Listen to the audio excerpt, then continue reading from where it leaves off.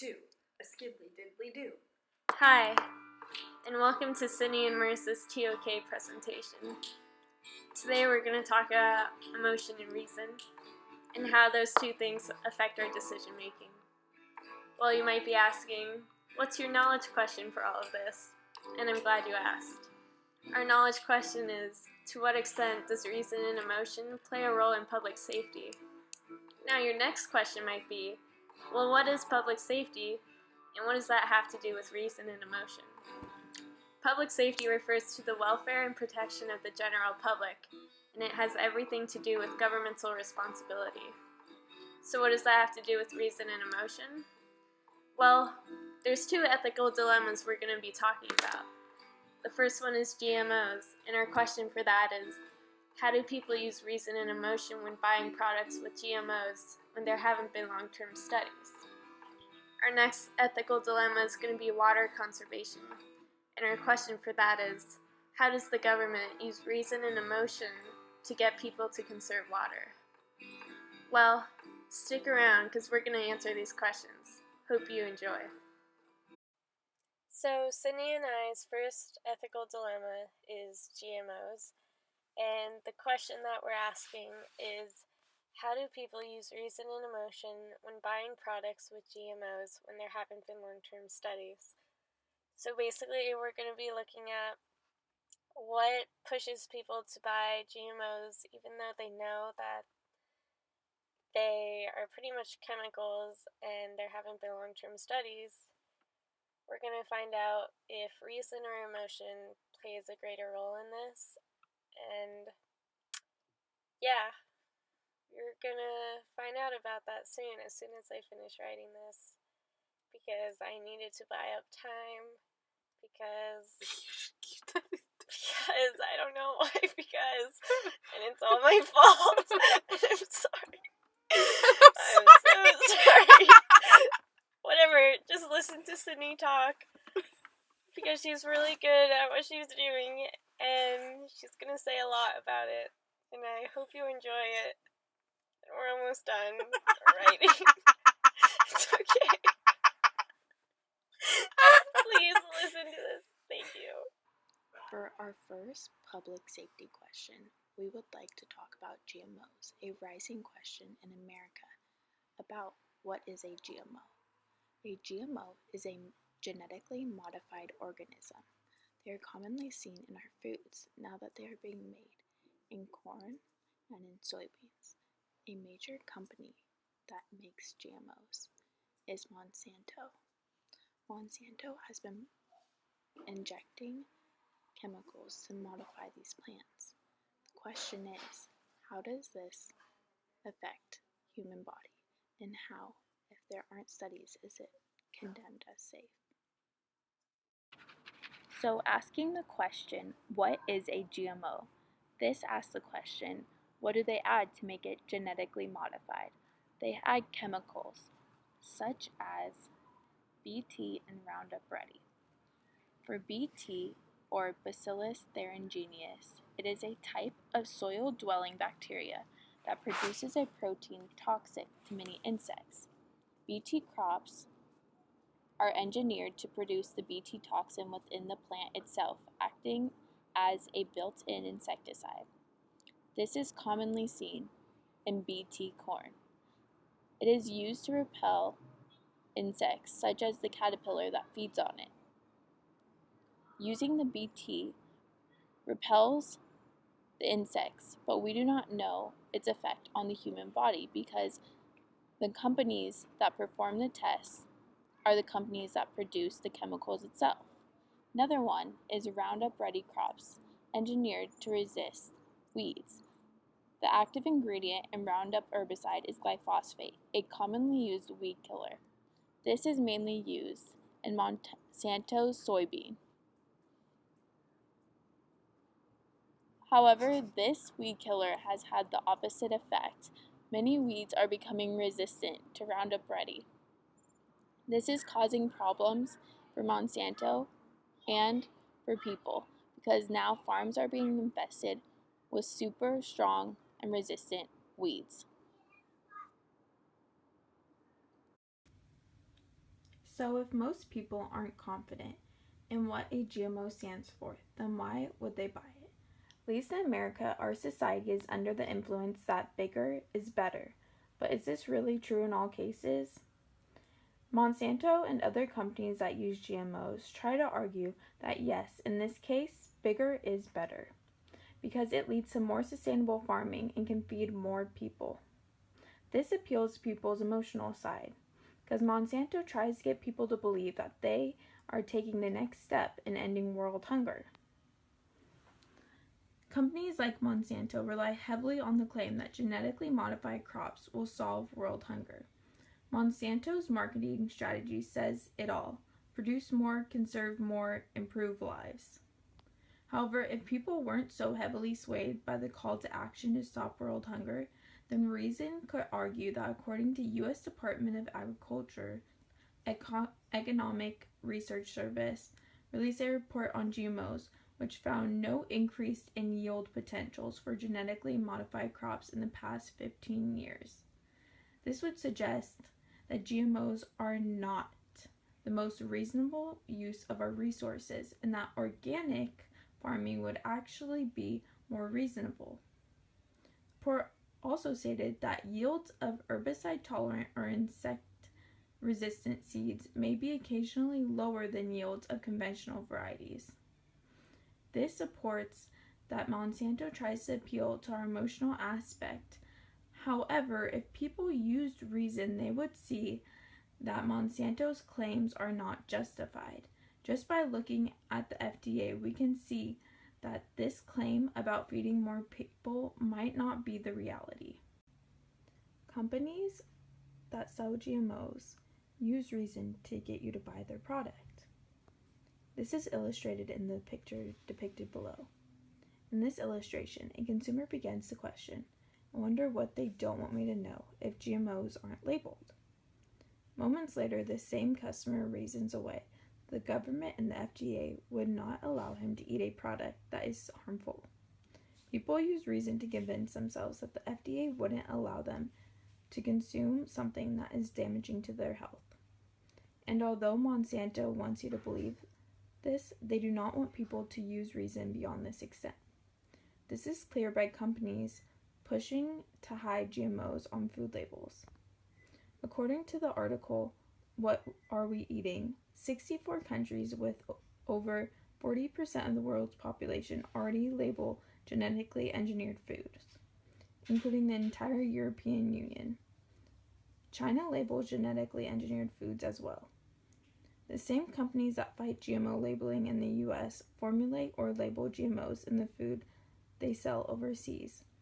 Why do they afford non-citizens transparency when they've spent over $100 million to keep us from knowing what's in our food here in the US? This clearly illustrates that even though companies like Monsanto that genetically modify their food want us to believe that the product is safe, they don't want people to further explore what GMOs are and why they aren't put in our foods. This is why companies like Monsanto depend more on emotional appeal than on reason. A study that depleted the credibility of Monsanto was the Paris study. French teams claim best-selling brand of GMO corn caused tumors and multiple organ damage in rats. Between 50 to 80% of female rats developed large tumors by the beginning of the 24th month of the study, with up to 3 tumors per animal. Only 30% of the controlled rats developed tumors. Up to 70% of females died prematurely, compared with 20% in the control group. Tumors in rats of both sexes fed the GMO corn were 2 to 3 times larger than in the control group. The large tumors appeared in females after 7 months, compared to 14 months in the control group. The team said the tumors were deleterious to health due to a very large size, making it difficult for the rats to breathe and causing digestive problems. This shows that Monsanto does not want you to use reason, because if you furthered your exploration into the facts of Monsanto, you would see that their studies do not last very long enough to show the results seen here. You can solve this though by a real life experience like me and Marisa. We go to the farmer's market. This is why I go to the farmer's market, because they sell GMO-free produce. It is clear that reason plays little in people's decision in buying GMO products, because people trust the government and are drawn in by the belief and excitement that bigger is better. So, our second ethical dilemma that we decided to talk about is water conservation. Our question that goes with this is, how does the state of California use reason and emotion to get people to conserve water? And our real life situation is that Sydney and I both conserve water, but we've been forced to pretty much because of cash incentives and water regulations and all those fun things. So we're going to look to see whether or not reason or emotion plays a greater role in getting people to conserve water, and how this is an ethical dilemma. Thanks for watching. So our second ethical dilemma has to do with water conservation, and our real life situation has to do with Sydney and I being affected by the government's use of reason and emotion on how we conserve water and to what extent we've been conserving water. But first of all, let me give you a little background information on this topic. Droughts are a recurring weather condition in California because of our desert landscape, and according to CBS News, California is entering its fourth year of a record-breaking drought. Because of this, the state of California has issued water conservation efforts throughout the state, particularly toward residents in Southern California. Residents are being asked to conserve water as much as possible, and some water agencies are even taking it a step further by implementing extra charges on their customers if they go over their monthly water allowance. Sydney and I have both been personally impacted by these water regulations and have been forced to switch to low water pressure heads in order to reduce our water consumption. On top of that, we've had to shorten our shower times to less than 10 minutes instead of less than 15 minutes. While this has reduced the amount of water we consume monthly and has also lowered our monthly water bills, we've noticed that this hasn't really helped the drought at all. In other words, Sydney and I have both been affected by the government's use of reason and emotion in conserving water during this drought. However, our research in this ethical dilemma has led us to believe that water conservation from California residents would not make a difference in reversing the effects of this drought. So how does the state of California use reason and emotion to get people to conserve water? And is there a difference between residents conserving water because of reason, or rather are they using emotion to impact their decision in using less water? One way the government uses reason to influence residents in Southern California is through cash incentives, such as rebates. Water agencies, including the Municipal Water District of Orange County and the Metropolitan Water District of Southern California, are water agencies that give rebates to residents that remove turf. This cash incentive, which can be up to $2 per square foot, is an ethical dilemma and can be seen as being controversial for people who live in low-income communities. These low-income residents cannot afford to replace their lawns with desert plants and are more emotionally inclined to save their money for more important things, such as their children's college education. This got me thinking. Emotion can either be a hindrance or beneficial in promoting water conservation.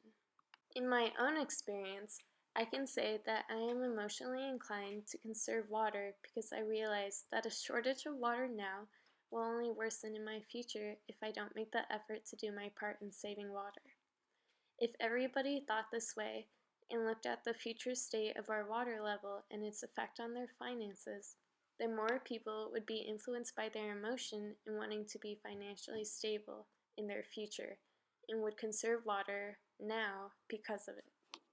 In this case, it is a reasonable decision to conserve water by redoing your yard and getting a return on your investment from water agencies.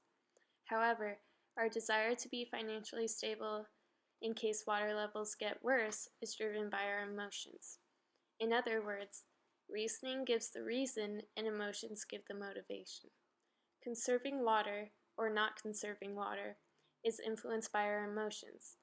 People either want to save their money for more important things now, or people want to redo their lawn and stay financially stable in their future. My counter to this claim is that there are other things that affect a person's decision to save water, rather than simply cash incentives giving them a reason and emotions motivating them to put their reasoning to action. It would be foolish to say that decision making is only influenced by reason and emotion. People are influenced by their surroundings and how they interpret what they are told by people in places of authority as well. One must determine if the information they are given is truthful and would actually be beneficial for them to listen to. Because of California's drought, our State Water Resources Control Board has told water agencies to give progress reports to their customers on how well they are conserving water. This technique provides customers with information on not only their progress, but their neighbor's progress as well. If someone is shown that they are doing worse than another person in conserving water, then their emotions would prompt them to change how much they use water on a daily basis. Water agencies have used this tactic to their advantage in getting people to be more conscientious of how much water they are using. As I mentioned earlier, this manipulation of a person's emotions can come from dishonest information.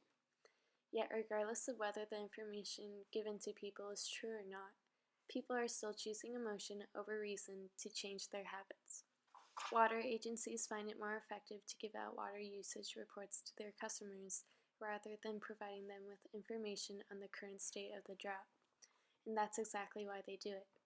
I have seen the impact of water usage reports in my own life, and how these reports have influenced my family's decision to be more mindful of how we use water. To add more insight on how reason impacts water consumption, let's take a look at the average person's water intake compared to an average cow's water intake.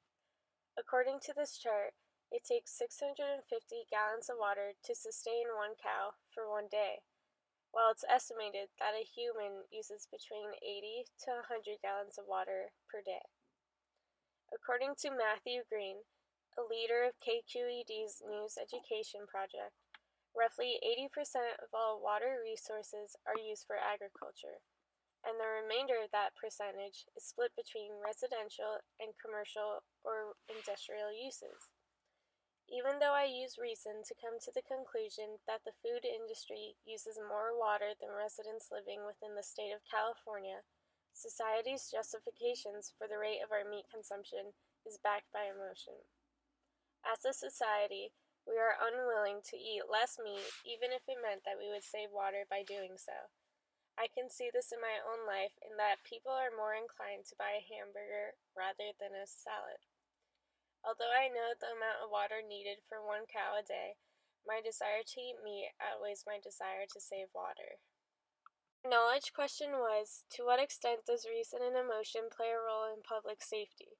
Because both reason and emotion play a role in how we respond to our environment, Sydney and I believe that the greater of the two is emotion because people are more affected by the emotional aspect. If people use reason in assessing the impact of GMOs, then they would look deeper into why there haven't been long-term studies. In water conservation, if people considered reason to be more important, then they would understand the immensity of the statistic that agriculture takes up 80% of our water supply, leaving only 20% for people. Thanks for watching our TOK presentation, and we hope you enjoyed it.